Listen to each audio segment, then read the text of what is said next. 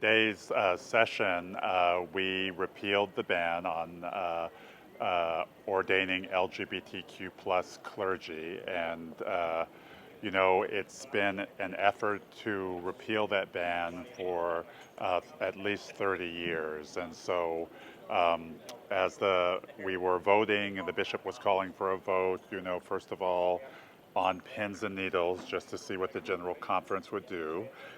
We were relatively confident that the delegates would vote to repeal the ban by a wide majority, but still just seeing the vote figures as they came up on the screen was emotional. It was deeply joyful that so many folks who are coming as ordinands and clergy can now live out their true calling. And there was some grief for all of the ordinands and clergy before this who were brought up on trial, screened out of the process, and unable to complete what they believed was God's deepest calling for their lives. It's a day that I wasn't sure I would ever see. I'm excited for my queer clergy siblings, for all of those who are now able to safely be who they are.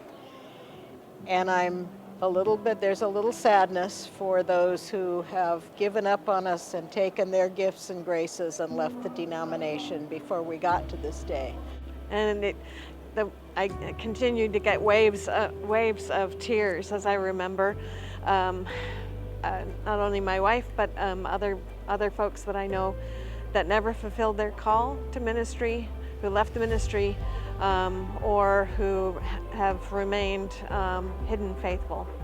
It's like disbelief, but shock and surprise and awe and affirmation all rolled into a feeling, and then a little bit flat because we had to carry on doing business and we couldn't go celebrate like we wanted to. But then to be part of that celebration and singing those songs together, and we sang Child of God. Child of God is the song that made me answer my call to ministry. Even though I'd fought it all my life because of my sexuality, that song is the one that got me, and we got to sing it together. And it doesn't matter what the church says because we're here now and part of it, and that's just such an incredible feeling.